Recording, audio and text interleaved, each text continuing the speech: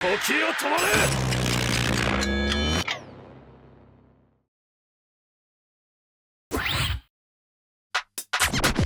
In the first chapter/episode of Dandadan, we are introduced to an alien race who refer to themselves as the Serpoians and a yokai known as Turbo Granny. I didn't know this at first when I started reading the manga, but these creatures are actually real-world ideas that Tatsuyuki Nobu incorporated into the story, much like the rest of the cryptids and urban legends that he populated the world of Dandadan with. In this video, I'm going to review these creatures as they exist as an idea in real life, to discover the history behind them that Tatsu brought into this story and made his own. Just a heads up, this is going to be a basic intro to the ideas and won't be going super in-depth. If you want to know more, I encourage you to go dig into the research for this stuff yourself. So, without further ado, let's get into it.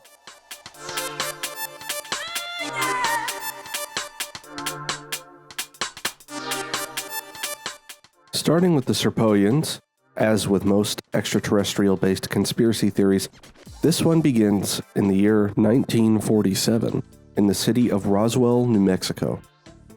Those familiar with the scene will already know the significance of this time and place, as it's the center of conspiracy theories surrounding the supposed crash of what was then known as a UFO, short for Unidentified Flying Object, but which we now refer to as UAP, which is short for Unidentified Anomalous Phenomenon. That theory goes that an extraterrestrial spacecraft crashed in the desert near Roswell, and the military swooped in, allowing them to recover, at the very least, extraterrestrial equipment and technology, and a body or bodies, which were then spirited away to be held under lock and key at Area 51. The Serpo theory branches off from that basic Area 51 theory as a foundation, and operates under the assumption that the US military recovered a living alien from the crash site. It states that after detaining the living alien, the US military treated them well and managed to establish communication with the alien's home planet, eventually managing to repatriate the alien back home. Through this process, the US government established an ongoing diplomatic relationship with this alien civilization, which eventually led to Project Serpo.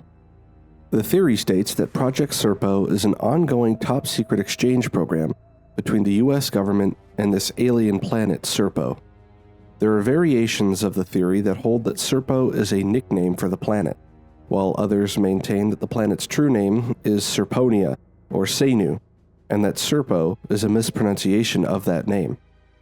This planet Serpo is supposedly part of the Zeta Reticuli star system, a binary star system that does actually exist and often gets brought up in extraterrestrial conspiracy theories, most commonly being associated with the classic alien species, the Greys. The theory goes on to posit that a team of American military personnel have actually traveled to the planet Serpo.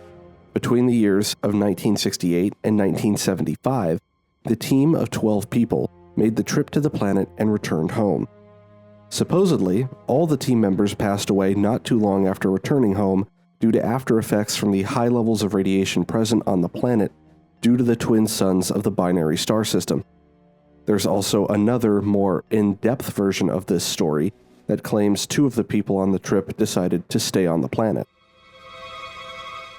The conspiracy theory garnered renewed attention in 2013 when author Len Kasten published the book Secret Journey to Planet Serpo, a true story of interplanetary travel, which pretty much just relays the story of the conspiracy theory and the trip made by the military personnel to the planet Serpo. This book, in turn, was picked up by the podcast circuit, with well-known podcasts such as Last Podcast on the Left, which is where I initially heard of this conspiracy theory, doing episodes on it. As far as their whole deal with having human disguises, being obsessed with recovering a human banana or other reproductive organs, and their powers, those were all instated by Tatsu himself as part of the story.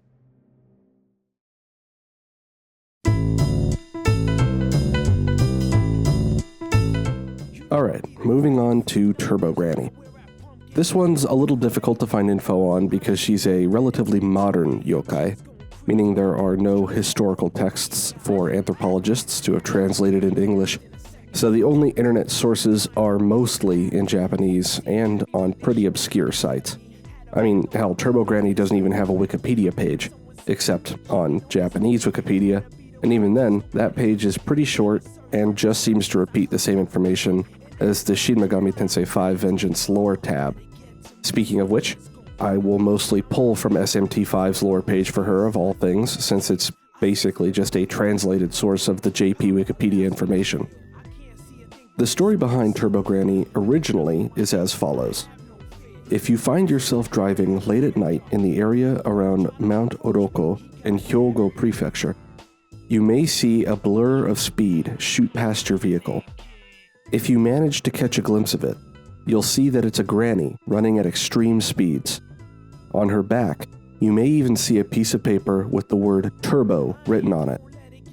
The lore page for SMT5 says she's not a dangerous ghost, but just has an insatiable desire for speed, although this is obviously contradicted not only by the game itself, but also by other versions of the story that state Turbo Granny will attempt to run you off the road, especially in versions where she's actually driving a car rather than just running really fast.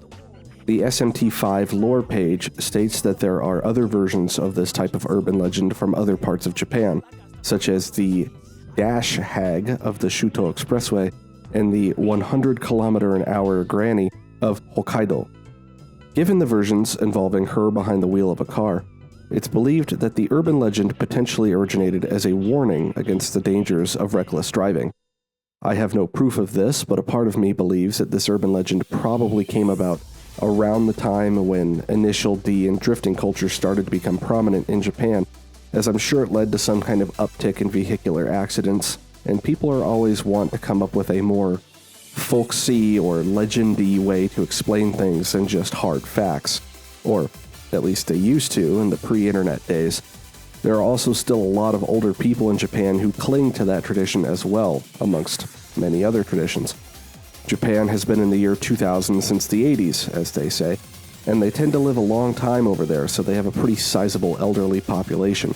Anyway, as far as Turbo Granny's disposition, ability to possess others, primarily Okarun in this story, and cause them to shapeshift, and a lot of the other supernatural aspects of her character in Dandadan specifically go, they were made up for the story by Tatsu, probably based on more general folklore surrounding ghosts, demons, and other spiritual supernatural entities.